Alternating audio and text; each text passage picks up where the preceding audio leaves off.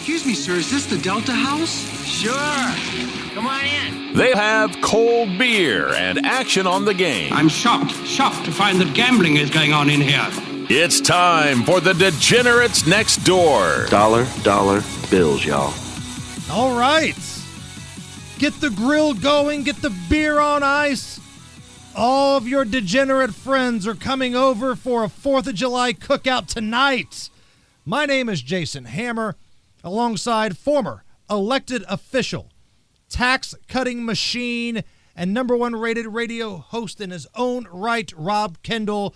Rob, happy birthday to America. You love this holiday because you love to blow things up. I do. I'm a bit of a pyromaniac. There's no doubt about it. I put on the big, elaborate, massive fireworks shows in the backyard for, the family and the neighborhood, and only once have I thought I may have killed somebody. The thing I love about you, we're actually talking about this on the radio show today, that you spend more money on fireworks than many people spend on food for a month. Well, I believe it was Patrick Ewing when asked why he spends so much money. He says because he makes a lot of money.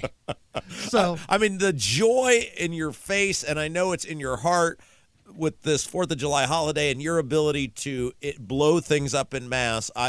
That's what this country's all about. It really is. It really is. And what better way to say screw you to England than by getting real liquored up and playing with dynamite? I mean, if you think about it, that's what we do. That's what this whole country is about, Rob. The greatest upset. You always want to talk about value and finding an underdog on the board. Yeah. The greatest upset in the history of ever was George Washington's Continental Army taking on the Brits. I mean, this was like the Joe Namath New York Jets against the mighty Johnny Unitas Baltimore Colts. And the upset happens. It's Villanova over Georgetown. And boy, this group of ragtag, just drunken degenerates took down the greatest army in the world. I think that's worthy of blowing stuff up. Can I make a confession without you judging me? Yes. You promise? Okay. I've never bought a firework. What? I've never purchased a firework, nor have I ever set off a firework. How is that possible? Well, we were talking about this on the program today, that I think what happened is when I was a kid, the Parks Department always did the fireworks. So at like 4th of July, we'd go to the local town park and watch. And then, I guess because we never did it, then I never felt a need to buy it. And, I'm really cheap. So at some point, it became a financial thing. And if somebody else is going to blow stuff up and I can just watch theirs, why would I buy my own? But see, I would think because your old man having ties to law enforcement and the things that he has access to would have the stuff that even I can't get. You think there's a hidden fireworks cache somewhere that the feds tap into? Rob, there's a difference between fireworks and dynamite. I bet your old man, I bet Mike Kendall had access to dynamite if he wanted. Oh, my gosh, Hammer. So there, I've put it out to the world. I've never bought nor have I lit off a firework ever. So you're going to tell me that you don't have no black cats, no Roman candles, or screaming mimes? No. Oh, come on, man. You don't got no lady fingers, buzz buttles, snicker bombs, church burners, finger blasters, gut busters, zippity doo-dahs, or crap flappers? No, I don't. You're going to stand there being an owning elected a official in fireworks stand Indiana and tell me you don't have no whistling bungholes, no spleen splitters, whisker biscuits, Husker do's, Husker don'ts, cherry bombs, nipsy-daisers, with or without the scooter stick, or one single whistling kitty chaser? I have one other question to ask you. When you go into a fireworks store, do you know what to ask for? Is it like a liquor store, or are you just looking around, or how does that work? So I know what I'm looking for. This isn't my first rodeo. Is there a sales associate when you go in there, someone who can help you? Well, yeah, it's a store, Rob. It's not like you walk in there and it's like a farmer's market. You just walk out, and if nobody's there to tell you to pay, you just move on with your day. Do you do that at stores you go to? Jeez. I didn't know. Is it like going to the furniture store where there's a sales associate on the floor? There's just some guy taking your money at the end. I didn't know how involved the process was. Each firework, I don't know, Everything that's been in any store ever has a price tag on it, and you buy what you want. Well, but I think you're missing the point of what I'm trying to ask here, which is why I didn't even want to have this conversation. I'm regretting even bringing it up. I'm trying to be a little vulnerable for you, and you're making me feel horrible about it, is when you go in. When you go in to Walmart, there's not someone to walk you around the Walmart and do some concierge service, like, say, if you're buying a bed. If you ask somebody, I'm sure they would. Like, if you're going into Walmart, and you don't know anything at all about microwaves, I'm sure there's an associate that would walk you to the microwave aisle and break down the products that they've got. So you just go in there and you know what you want. You don't need any help or assistance or anything. Right. Same thing when I go to the liquor store, Rob. Is it coordinated? You know in your mind how this show's going to look? Or did you get the stuff and then go, okay, I bought this. Here's how I'm going to put it all together? So I'm looking for value, just like I do with my bets. Yeah. Right? I'm looking for the biggest bang for my buck. I'm thinking in my mind, I want something that's going to piss off my neighbors. I want something that's kind of dangerous. And I'm also thinking, which one's going to be the grand finale? Do I need to light multiple things here to be the grand finale? Do I tie the wicks together, try to light them together for the grand finale? Sure. And I've got the music going. We got the bar going. Again, some of us just care about this country more than others do. One of the other staples, other than fireworks and booze on the 4th of July, is the Nathan's Hot Dog Eating Contest, Rob. And this year, the GOAT is back, Joey Chestnut. He sat out the hot dog eating contest at Coney Island last year. There was a dispute over sponsorship. So he's back this year. First of all, before we get into the numbers, does the hot dog eating contest do anything for you? Yes, because of him. And I say this all the time, that niche sports, which we have established that competitive eating is a sport, niche sports need people that are bigger than the sport. And I say this as a golf guy. Golf was never more popular than when Tiger Woods was involved. Tiger gets hurt, then his wife takes the 6-iron allegedly to the automobile, and Tiger's on the decline, and golf really hasn't ever recovered. Hockey needed Wayne Gretzky. Boxing needed Mike Tyson. All of these kind of niche sports, look at the WNBA, Caitlin Clark. Nobody cares about anything other than her, right? But what she's involved with, people flock to. And so the hot dog eating contest is the same way. You need a glorified, larger-than-life freak show to draw the masses in. And that's kind of what Joey Chestnut is. And the thing is, if you told somebody that doesn't follow this stuff, there's a guy that's the best eater in the world, you would think he'd be some big 300, 400-pound slob you would see walking around a truck stop in Alabama. Yeah, and what's interesting, and we were talking about this with you do a regular segment on my show each day, the guy doesn't look like Brad Pitt. Okay, he has this uber celebrity status. Not to say that he's a gargoyle, but, he's not a Hollywood leading man, and yet he's amassed all of this fortune and all this celebrity status because he simply has this, and I don't mean this as a negative, he has this freak show ability to consume mass amounts of food. Yeah, it's amazing what this dude does. And he is back in the mix, and betting on him to win isn't even worth your time. No. Like, if you look at the odds, and you can actually bet on this stuff, it's like having Alabama's football team play against a JV team from your local community. The odds are so in his favor, it's not even close. Yeah, like you're betting $10 to win 1 penny type of thing. Right. But where we can make our money is on the total, and that is this week's Degenerate Special. It's time for Hammer's Degenerate Special. Some people can bet on baseball on 4th of July. That's fine. Some people can bet on Wimbledon. Okay. But the real degenerates are betting on the hot dog eating contest at Coney Island. And that's where you're going to find me. Now, what's wild is if you look around various sports books, you're going to find different numbers. And the numbers are all over the place. The best number I saw was on FanDuel at 70.5. That's the number of hot dogs. That's the over-under for Joey Chestnut to eat in the Nathan's hot dog eating contest It's this year. 7 a minute, Hammer. Yes. 7 hot dogs and buns and buns. Okay, so think about the normal person, how long it would take them to consume 7 hot dogs. You probably wouldn't even be able, the normal person, to do it in 10 minutes. He's doing 7 a minute-ish for 10 minutes. Correct. Now, he sat out last year.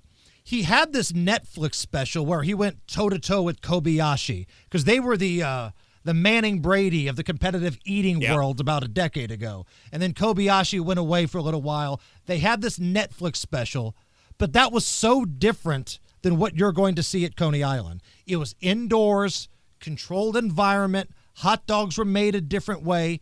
Like when you're outside and it's hot and sweat's pouring off your head, I'm telling you, that's a different ball game. And it looks like the under is the favorite bet on this one. But, Rob, I can't stress this enough. I'm a patriot. And I do not have any intention of looking at one of the greatest Americans that's ever walked on an athletic scene and betting against him in a hot dog eating contest on the 4th of July. That's right. Because we as a people decided a long time ago, we're not going to put up with your tax, we're not going to put up with your crap, and we are not going to bet the under on the greatest eater in the history of the world, Joey Jaws Chestnut. So it's my civic duty as an American, as a patriot, on the revenge tour of Joey Chestnut, who sat out last year for a contract dispute. He's back. He's hungry. And there's no way in blue hell, Rob, he is going to go under 70 and a half hot dogs. So I'm going to stand there with a bald eagle on my shoulder and proudly bet the over, hammer the over on Joey Chestnut. And heaven forbid some sort of protester runs on stage. Whether it's the Palestine people, whether it's the Iran people. Joey Chestnut's been known to beat up protesters before. So we're riding the lightning, and we're betting over 70 and a half hot dogs for the greatest living American athlete, Joey Jaws Chestnut. Wow. Thank you. That's probably the speech Washington gave shortly before crossing the Delaware. No, a serious question. Did you just take the over for American pride and be able to do that speech, which was phenomenal, by the way? You're normally a research guy. Was there some research that led you to this?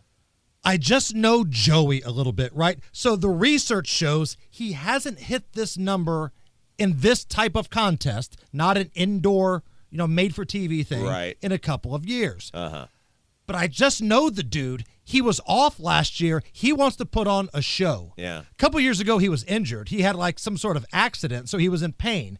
The other year, there was a protester that ran on the stage, and Joey put him in a headlock like Nolan Ryan locking up Robin Ventura and continued to eat while giving him the business. Yeah. Almost put him in an RKO like Randy Orton in wrestling.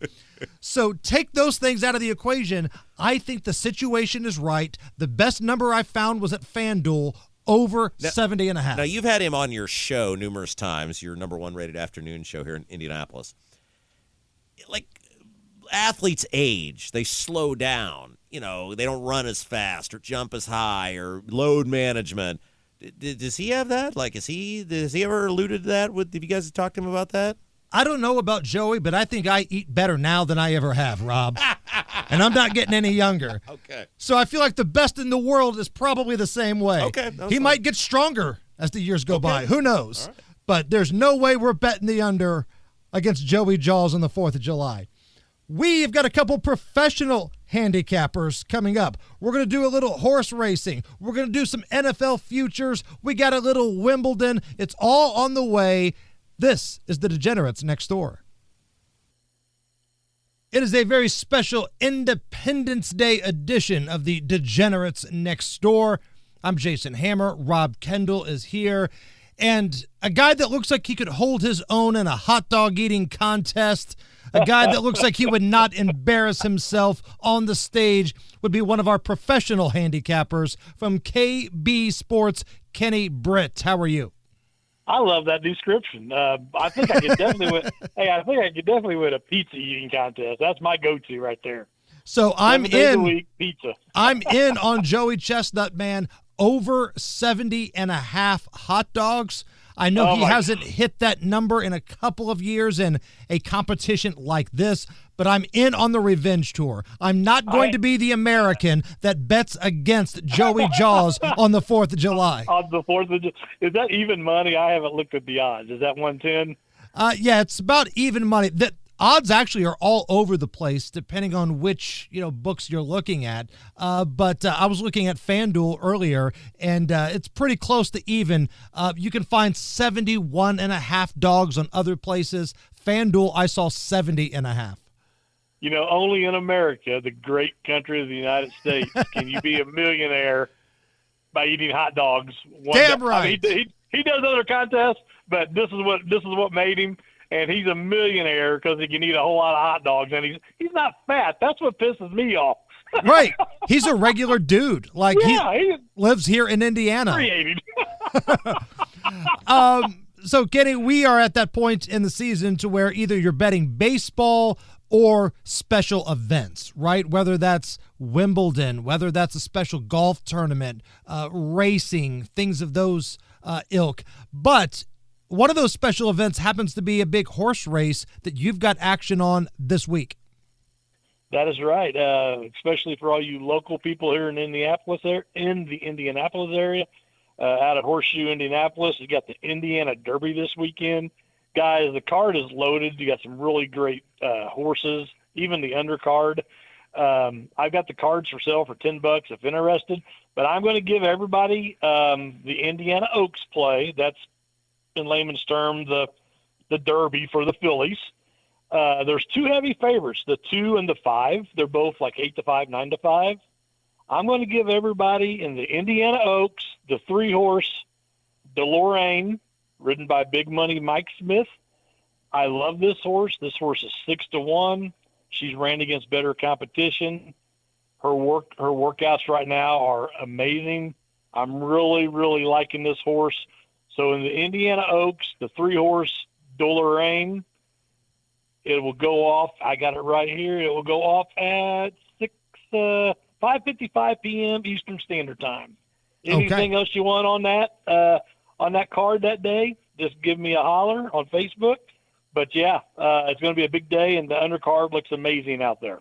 And, again, on Facebook, look for KB Sports. Yes, Kenny sir. Britt joining us. We're just about a month away from NFL Hall of Fame game, training camps. It's getting close, Kenny. Meaningful football games are not that far away. You have any futures that you want to lay out for us? I do, Jason. On July 1st, I've made posts, videos. Football starts this month, everybody. Let's go. This month, not August 2nd. This month. All right, I got two futures for everybody. I want to retrace our steps back in after the Super Bowl. You asked us to me and David and everybody to give a future on moving forward to this year. Well, here we are. This year's here, and I'm doubling down on my selection. Okay, I really like the Atlanta Falcons this year, and let me tell you what.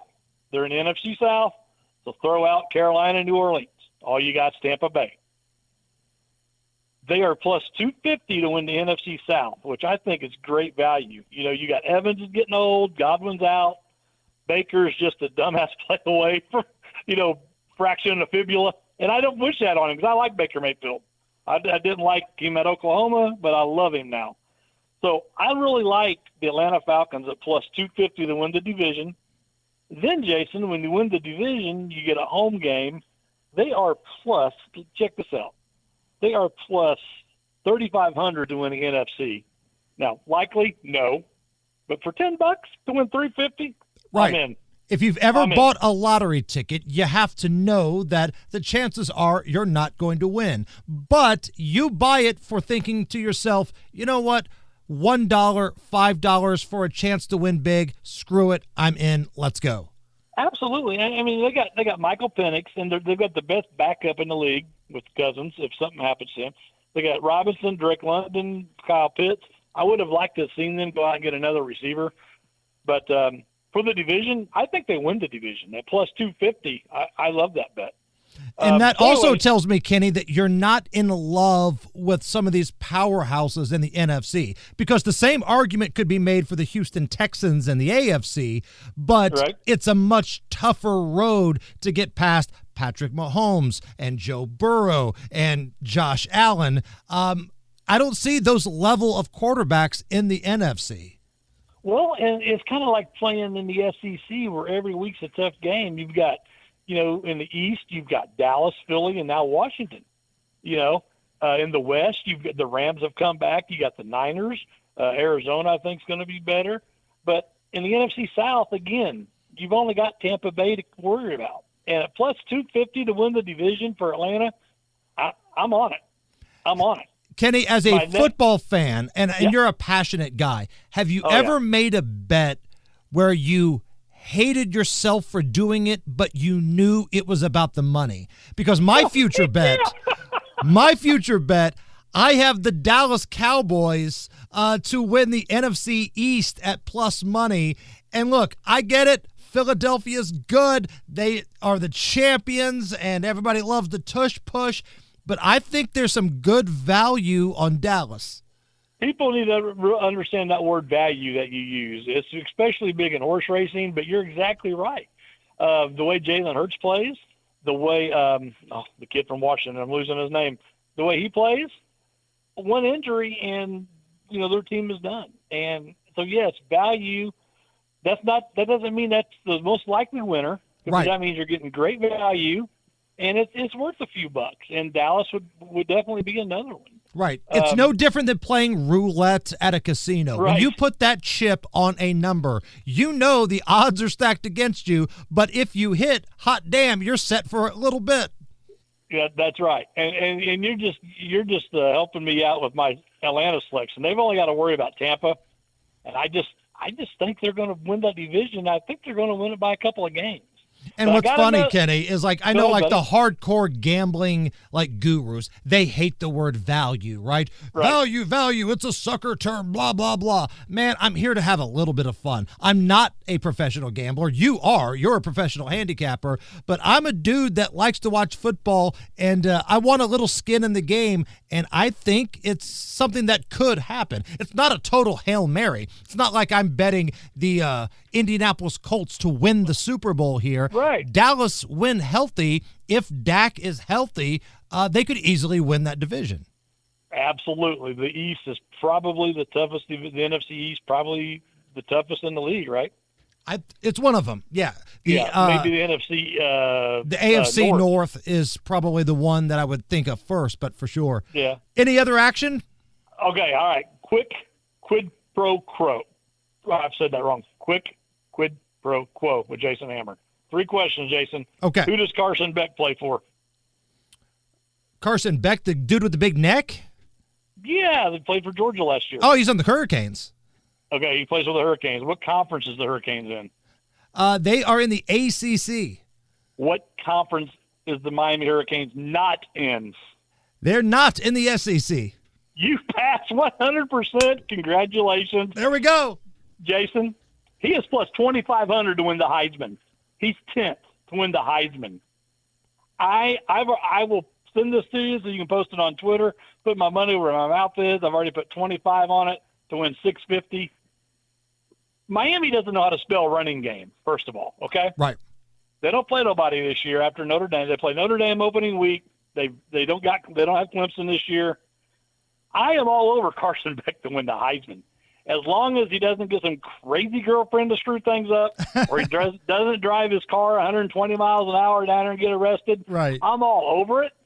Their coach, Cristobal, from the guy from Oregon, loves to air it out, throw the ball. I can't believe when I looked this up, he's plus 2,500. Arch Manning's your favorite.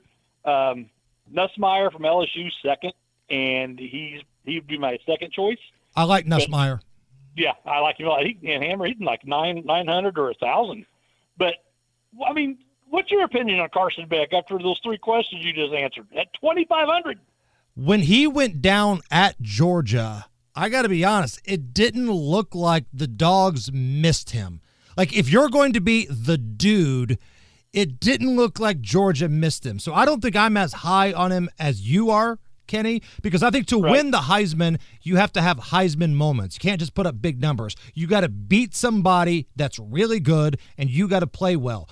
He'll put up numbers. Nobody beats up bottom feeders like he does, but I don't think he's doing that on Notre Dame's defense. I don't. Yeah, Notre Dame, no. And to your point, I think his teammates hated him. I think he was just a dick. Yeah, easily could be. Yeah, and I think his teammates just hated him. I think you could kind of see that language on the sidelines.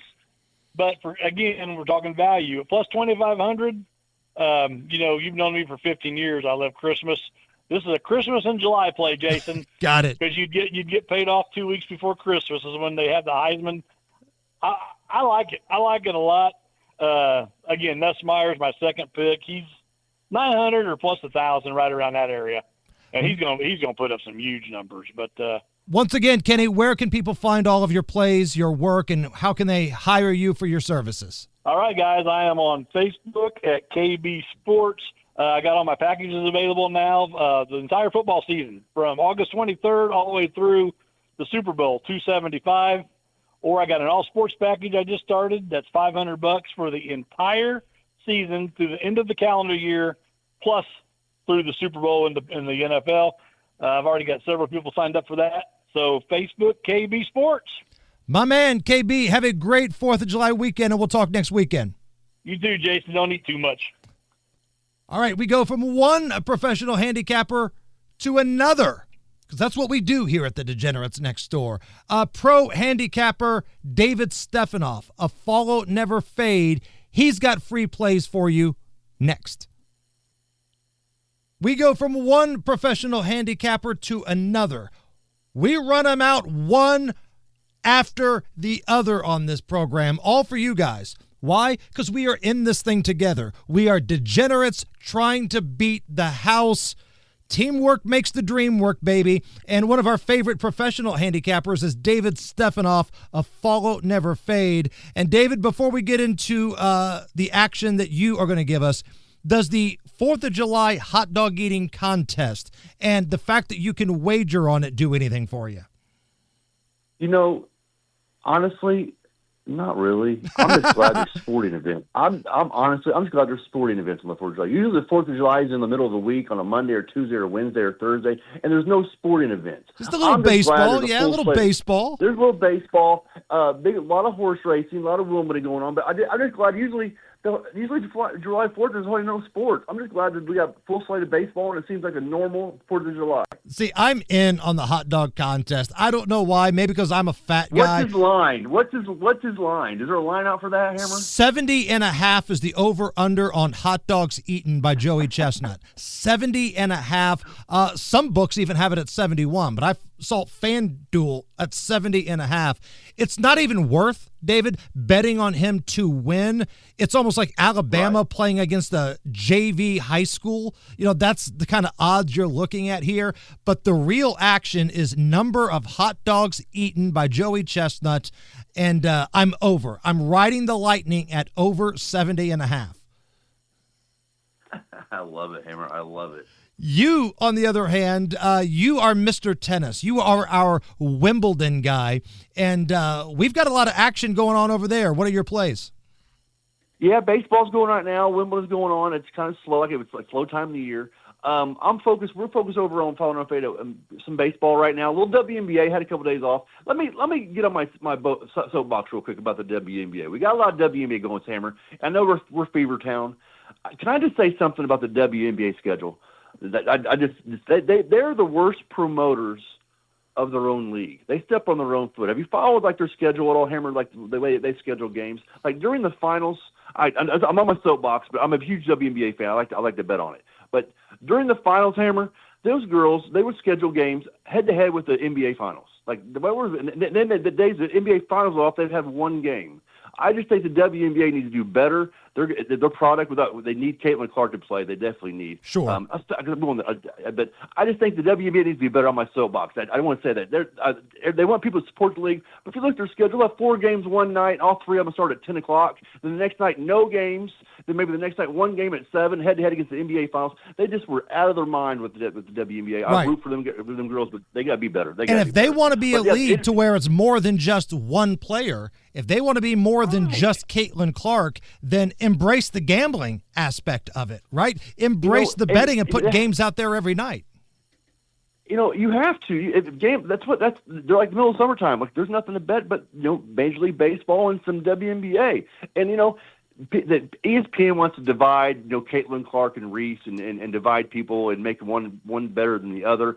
Hey, I'm not gonna lie. Caitlin Clark's good, but Angel Reese is not a bad basketball player. I doubt her at first, but hey, she's good at her job. She gets a lot of rebounds. But they need to be better and promote all of them. And I know that the Fever hold a target on their back. We already know that. They got a target on their back, and the TikToks they make bragging about the money they make, that's not good for them. But hey, the product has to be better. I think they're more like a WWE. They would be more like WWE. They want to have rivalries and villains and that. Yeah, embrace the heel roll at this point, man. Embrace that heel roll. What kind of action are we looking at? Okay, this is what we did. Wimbledon's going on. We're in the second week. When we met 3 weeks ago, the French Open was going on, and I told everybody to bet Carlos Alcaraz to win the French Open. I said that why I said it was halfway through the tournament. I said you won't get a better price on him. He came through for us and won French Open. Now we're at Wimbledon. It's week 2. They're down to 32 guys on the men's side. I got a future play on Carlos Alcaraz, and I got a play tomorrow that I like. But I'm recommending everybody do right now. Go ahead and take the French Open money we won and put it on Carlos Alcaraz to win Wimbledon. He's won it 2 years in a row. I don't think he's going to lose this year. He'll be a 3-time champ. DraftKings right now still has him at plus 120 because every match is going to be minus 500. He beats Sinner. He has to face Sinner in the finals. He's still going to be the favorite. But I think that's a great value right now. So he's the best tennis player we're going to see in our generation. You give him a plus 115 to win the Wimbledon title, men's side. I got a play for tomorrow morning. I got a future bet on this guy named Matteo Bellucci, Hammer. It's plus 50,000. Oh, and he's made it through the first 2 rounds. Tomorrow, Vegas has caught on to him. He's minus 110. His name's Matteo Bellucci. It's tomorrow at 9 a.m. He's money line minus 115. I recommend all our listeners to bet it like you stole something. Matteo Bellucci tomorrow, Wimbledon men's side. It's his Friday morning. His money line's like minus 115. He should win tomorrow morning, and I got a little future on him. But Carlos Alcaraz, a.k.a. Baby Goat, to win the Wimbledon at plus 115 is a good future bet. I like it, man. We're going to take that money that you won us on the French Open, and we're just going to let it ride. I like it. I'm here for it. There we go. If somebody wants to subscribe to your services, where can they find you? Hey, I'm on Facebook, TikTok, Instagram, YouTube, Twitter. We're also on winnable.com where you buy any package I got. But, hey, I want to shout out Happy 4th to you, Hammer. Happy 4th to Rob. Happy 4th to Kenny and all the degenerates out there. But follow me on all platforms, Facebook, TikTok, Instagram, YouTube, Twitter. I'm easy to find, easy to sign up. Got a lot of messages from people that listen to our podcast, and I thank you, Hammer. Have a great 4th, everybody. Don't forget to follow Never Fade. All right, that is it. Be careful, everybody. Unfortunately, somebody is listening to this podcast right now with 10 fingers that are not going to have 10 fingers by the time they listen to the next one. So please be careful with your backyard fireworks. Let the bombs burst in air. Celebrate the freedom, but have a first aid kit nearby. For Rob Kendall, for Kenny Britt of KB Sports, for David Stephanoff of Follow Never Fade, I'm Jason Hammer, and as always, may the odds be ever in your favor.